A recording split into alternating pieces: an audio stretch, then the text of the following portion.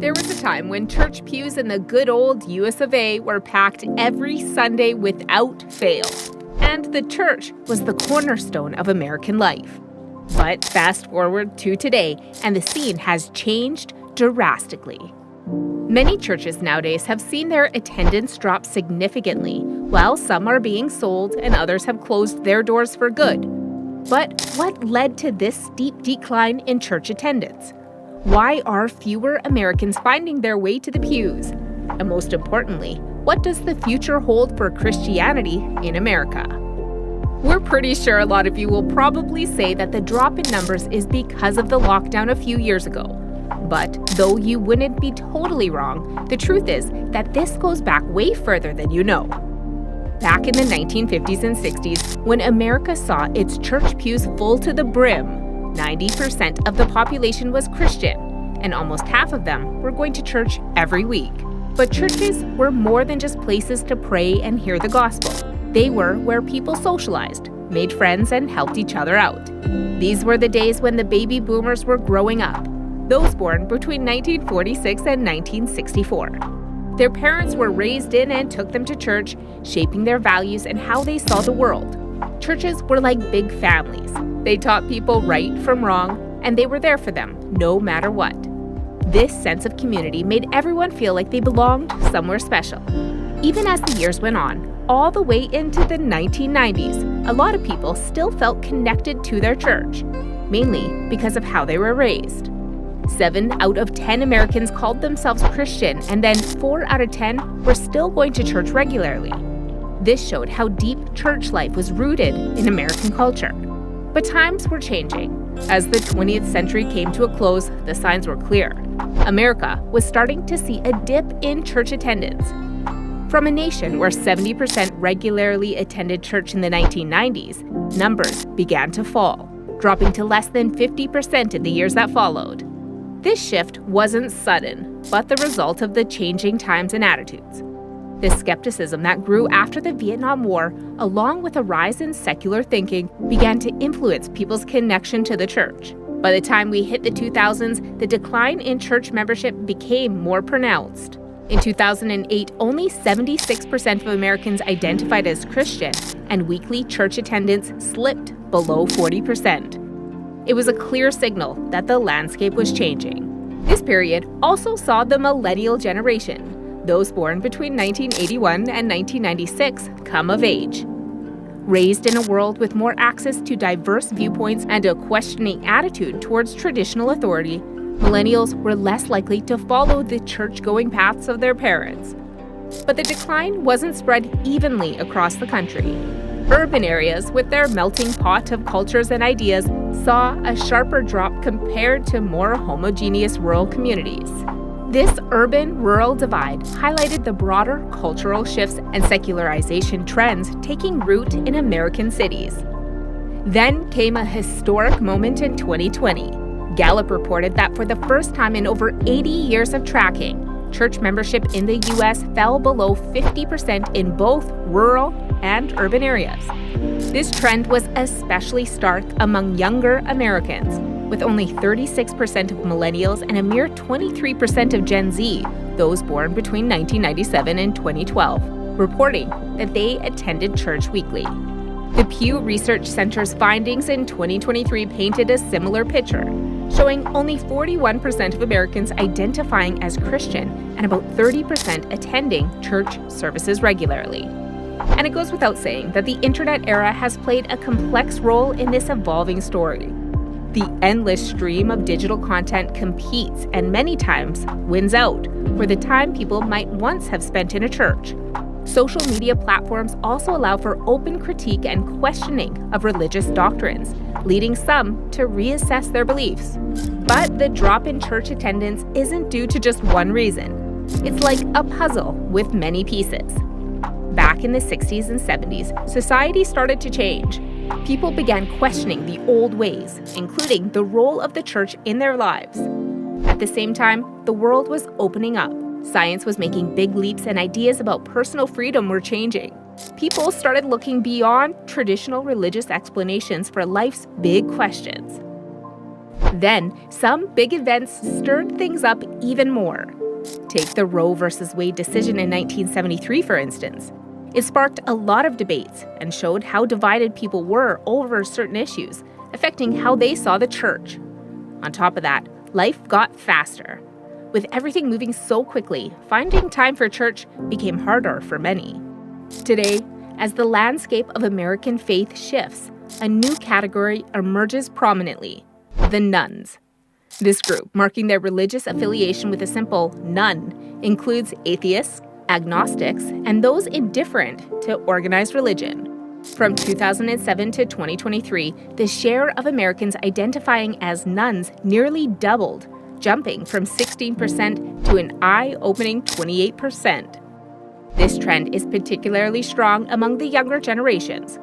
For instance, while only a small fraction of Gen Z identified as religiously unaffiliated in the early years, a significant 36% of millennials and 22% of Gen X now find themselves in this category. This pattern hints at a future where religious affiliation may become less common, signaling a potential long-term decline in church attendance. Behind these numbers are real people, each with their own story of moving away from religion. Take Mike Dulac, who grew up Catholic in Southern California. As a teenager, he found solace not in church, but in the natural beauty of the beach, where playing guitar and watching the waves offered him a spiritual experience unlike any he had had in church. For Dulac, now 76, the reasons for his disaffiliation are clear. He views many organized religions as mechanisms for control and profit, further disillusioned by the sex abuse scandals that have rocked major religious institutions. Dulac's journey from a churchgoer to a non highlights a broader trend of individuals seeking spirituality outside of traditional religious frameworks. And the decline in church attendance is also deeply tied to cultural shifts and changing values. One of the most pronounced areas of conflict revolves around LGBTQ+ rights. Younger Americans, like Gen Zs and millennials, are significantly more supportive of LGBTQ+ rights than older generations. A Gallup poll from 2023 shows that 70% of Gen Z and 62% of millennials support same-sex marriage, a stark contrast to the 34% support rate among baby boomers.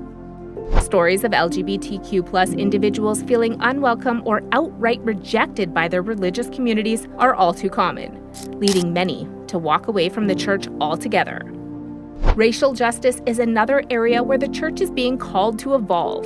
The legacy of discrimination within some religious communities, especially against African American individuals, remains a painful barrier. Recent social movements have brought these issues to the forefront, demanding more accountability. Young people in particular are looking for communities that not only acknowledge these issues, but are actively working towards racial justice and equality.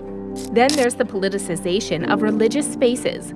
Topics like abortion, gun control, and immigration have deeply divided an already fractured nation. So when churches take explicit political stances, it can alienate members who think differently.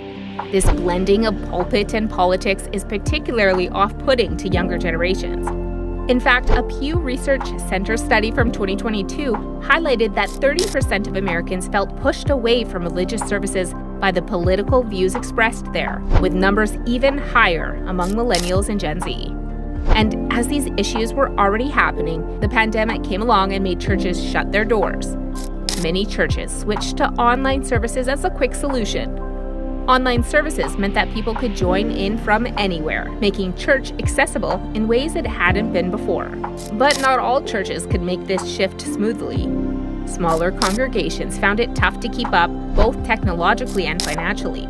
The National Council of Churches reported that over 5,000 churches had to shut down for good because of the pandemic. Even those that had managed to reopen, getting people back in the pews has been hard. A study from the Barna Group in 2023 found that only about half of those who used to attend every week are now doing so. The move towards online services has sparked a big debate about what church means in the 21st century. On one hand, it's more convenient and accessible, drawing in people who might not have participated otherwise.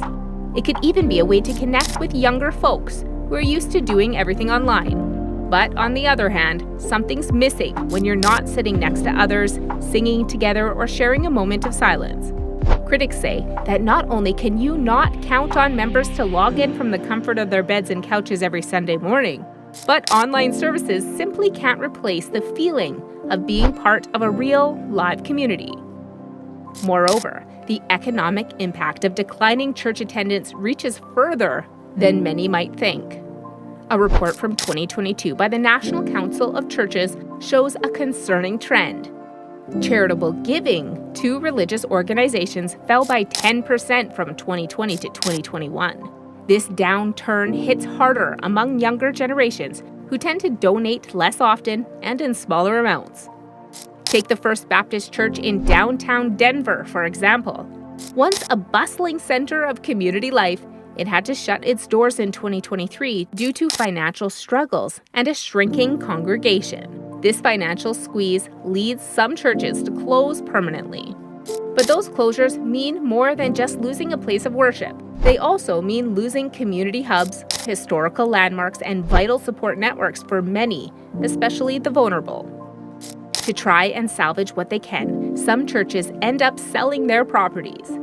This often lends to upheaval and heartbreak within the community as buildings that once held spiritual significance are turned into commercial or residential spaces. St. Michael's Church in Detroit is a poignant example. Built in 1893, it was sold to a developer in 2022 after a long battle with declining membership and financial woes, leaving a gaping hole in the community fabric. But the ripple effects go beyond just the financial. Church closures can lead to job losses for clergy and staff, hurting local economies. Moreover, many churches provide essential services like food banks, shelters, and childcare. With their decline, these services vanish, leaving vulnerable groups with even fewer support options. For instance, when Grace Methodist Church in rural Kansas closed, its soup kitchen, a lifeline for many low-income residents, shut down too. This not only affected the spiritual life of the community, but also intensified local food insecurity issues. Looking ahead, the future of American Christianity seems to be at a crossroads, balancing between tradition and a wave of transformation. The direction it takes could shape not just the landscape of faith, but also the social and cultural fabric of the nation.